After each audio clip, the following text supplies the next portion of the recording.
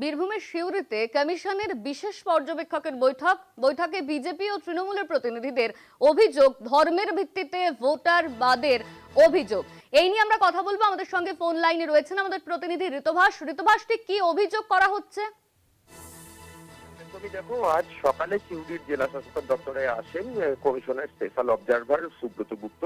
প্রথমে তিনি রাজনৈতিক দলের সঙ্গে বৈঠক করেন, এরপরেই তিনি জেলা শাসকের দপ্তরে কিন্তু প্রশাসনিক বৈঠক করেন।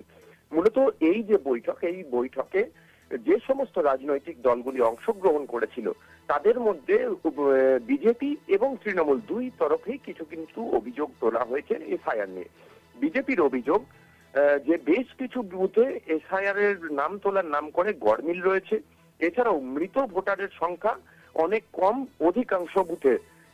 অধিকাংশ বুথে কিন্তু মৃত ভোটারের সংখ্যা অনেক কম নয়, তবে সেটা হচ্ছে প্রত্যেক বিধানসভাতে প্রায় 80 থেকে 100টি করে বুথে কিন্তু মৃত ভোটারের সংখ্যা অনেক কম, এমনটা কিন্তু বিজেপির অভিযোগ তুলেছে, যা কিন্তু সন্দেহজনক বলে দাবি করছে বিজেপি।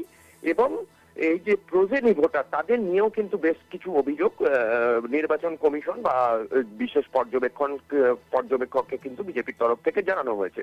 অন্যদিকে তৃণমূলের তরফ থেকে বলা হয়েছে যে বিশেষ একটি ধর্মের ভোটারদের কিন্তু নাম বাদ দেওয়াটাই যেন একটি বিশেষ রাজনৈতিক দলের লক্ষ্য। মূলত এক্ষেত্রে বিজেপিকে নিশানা করেছেন বা কেন্দ্রীয় সরকারকে নিশানা করেছেন তারা। এই নিয়ে তারা ক্ষোভ প্রকাশ করেন এবং এই বিষয় নিয়েই কিন্তু স্পেশাল অবজারভারের কাছে তারা কিন্তু অভিযোগও জানান। এছাড়াও এই যে পর্যবেক্ষক যিনি এসেছিলেন সুব্রত গুপ্ত, তিনি সংবাদ মাধ্যমের সামনে বলেছেন যে মৃত ভোটার না থাকা প্রসঙ্গে সদর্থক মত প্রকাশ করেছেন তিনি। এবং প্রজেনি ভোটার প্রসঙ্গেও তার বক্তব্য, সমস্যা যেমন আছে তেমনি পরিযায়ী শ্রমিকও আছেন যারা 2002 সালে অনেক ক্ষেত্রেই কিন্তু নাম তুলতে পারেননি। সব মিলিয়ে আজকের এই এসআইআর নিয়ে বৈঠক অত্যন্ত গুরুত্বপূর্ণ ভূমিকা পালন করেছে।